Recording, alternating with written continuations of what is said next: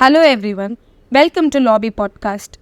Today's episode is about admissibility of illegally obtained evidence. The admissibility of evidence plays a crucial role in the pursuit of justice.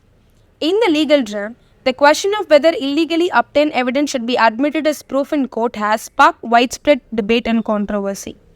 This podcast aims to explain the complexity surrounding the admissibility of illegally obtained evidence and the delicate balance between upholding the rule of law and protecting individual rights.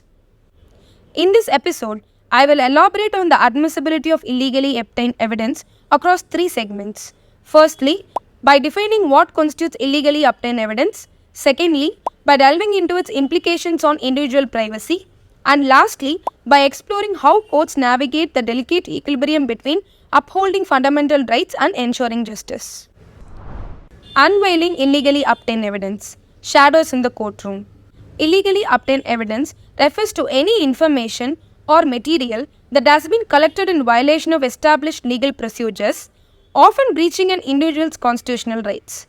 This may include evidence obtained through unauthorized searches, coercive interrogations, or wiretapping without proper warrants. The use of such evidence raises fundamental questions about fairness, privacy, and the integrity of the justice system. For example, in movies, we often see police officers forcefully entering rooms, banging doors, and intensely searching for evidence, documents, or even pen drives to build their case.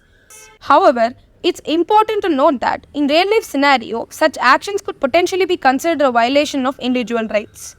Such searches may be deemed illegal, and any evidence collected in this manner might not be admissible unless its relevance to the case can be established through proper legal channels. Legal framework. Privacy's paradox. In India, the Constitution guarantees the right to privacy as a fundamental right under Article 21, which protects individuals from unwarranted intrusion and ensures dignity and personal liberty. However, the existing legal provisions governing the admissibility of evidence are often ambiguous, leading to debates on whether illegally obtained evidence should be accepted in court. Section 5 of the Indian Evidence Act 1872 states that evidence may be given in any suit or proceeding of the existence or non-existence of every fact and issue and of such other facts as are hereinafter declared to be relevant and of no others. In the interest of upholding justice, the responsibility lies with the justice system to carefully evaluate and determine the admissibility of evidence, ensuring it neither violates the right to privacy of the accused nor compromises the privacy rights of the victim, all while considering the specific circumstances and relevance of the presented facts. The Supreme Court, in the case of R.M. Malkani v. State of Maharashtra, held that there is of course always a word of caution. It is that the judge has the discretion to disallow evidence in a criminal case if the strict rules of admissibility would operate unfairly against the accused. That caution is the golden rule in criminal jurisprudence. The exclusionary rule. In many legal systems, the exclusionary rule is applied to address the admissibility of illegally obtained evidence.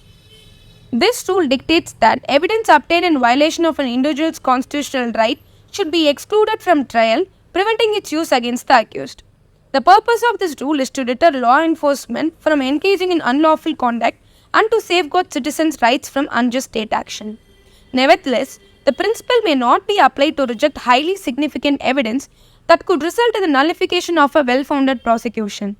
Exclusionary rules encompass various other doctrines such as the fruit of poisonous tree, designed to dissuade law enforcement from violating individual rights during search and seizure.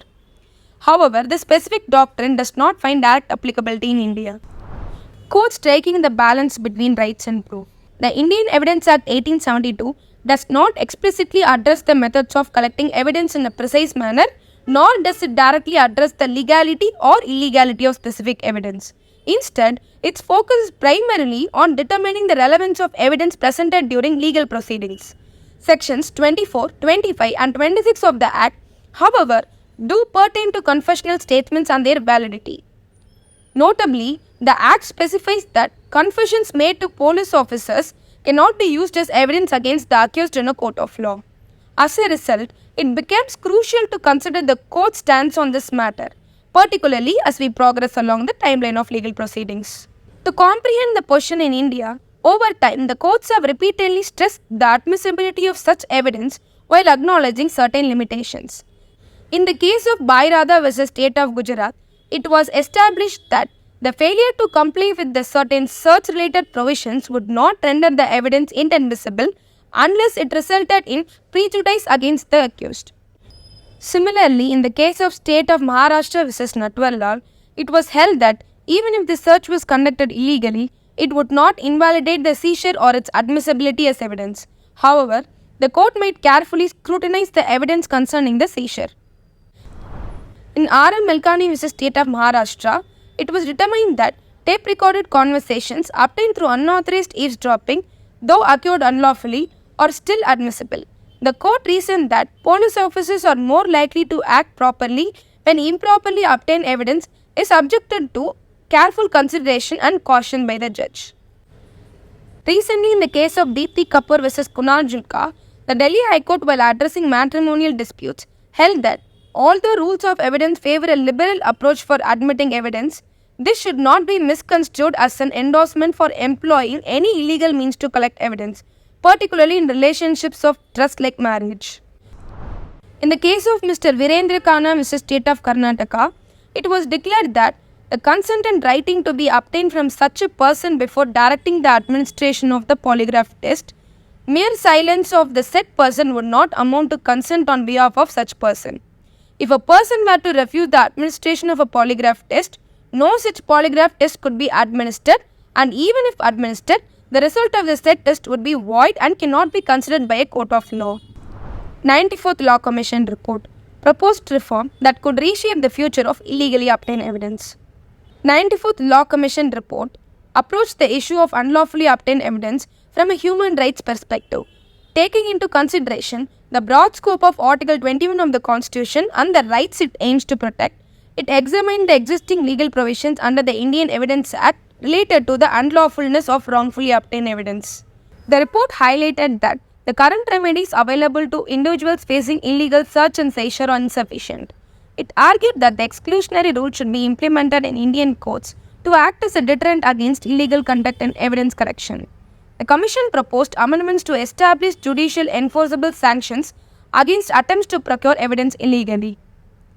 Transparency in the judicial process was also analysed, with the focus on depriving wrongdoers of any benefit gained from unlawfully obtained evidence. Arguments both for and against the implementation of the exclusionary rule were considered, with one side emphasizing the importance of arriving at the truth and the rights of crime victims, while the other side stressed the rights of victims of illegal search and seizure and violations of privacy, faith and confidentiality. The report concluded that there is a crucial need for legal reformation as the existing law lacked a deeper consideration for human values, adopting a legalistic approach instead. As a solution, the report recommended the inclusion of Section 166A in the Indian Evidence Act, granting courts the power to refuse admission of any illegally or improperly obtained evidence if it would disrupt the administration of justice. The proposed section advised courts to consider surrounding circumstances such as the importance of the evidence and the seriousness of the case to determine whether the exclusion of the evidence is warranted due to the shocking and outrageous nature of the illegality. This provision would give courts the discretion to judge whether the evidence should be excluded or admitted. To conclude this podcast, the issue of admissibility of illegally obtained evidence is a complex and multifaceted aspect of legal system. Striking the right balance between protecting individual rights and ensuring justice is a challenging task for courts and lawmakers. As the legal landscape evolves, it is essential to examine and refine the rules governing the use of such evidence to achieve a fair and equitable system of justice for all. That's it for the day. Thank you for listening to us. Subscribe and support us. Stay tuned, stay lobbyfied.